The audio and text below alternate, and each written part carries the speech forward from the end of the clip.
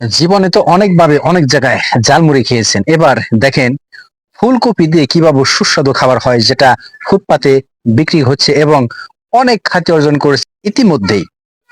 তো আপনারা দেখতে থাকুন এই ফুলকপি দিয়ে কিভাবে সুস্বাদু খাবার তৈরি করা হয়। একেবারেই কাঁচা, যা কোনো রান্না করার কোনো বিষয় নেই। এটা আপনি যেভাবে ঝালমুড়ি খেয়ে থাকেন ফুটপাতে দাঁড়িয়ে, সেভাবেই এটা বিভিন্ন উপকরণ দিয়ে তৈরি করা হচ্ছে। এটা কিন্তু খুবই জনপ্রিয়তা পেয়েছে। দেখতে থাকুন শেষ পর্যন্ত আমাদের সাথেই।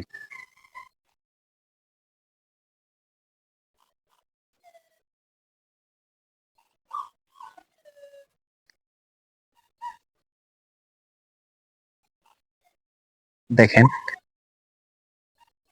কালে কালে আর কত কি দেখবেন, কি বা দেখার বাকি আছে বলেন?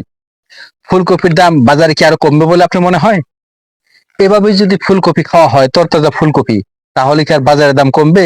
কোনো সম্ভাবনাই নেই। দেখতে থাকুন।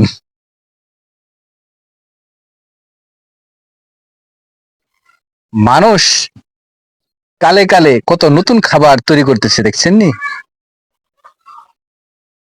এবার দেখেন মিক্সড করার পালা।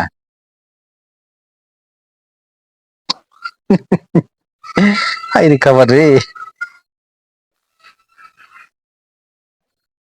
এবার দেখেন পরিবেশনা শুরু হয়ে যাবে। কিভাবে পরিবেশন করছি দেখুন। ভালো লাগলে অবশ্যই অবশ্যই জানাবেন এবং আপনার মতামত জানাবেন। আপনি কি এভাবে খাবেন? খেতে চান?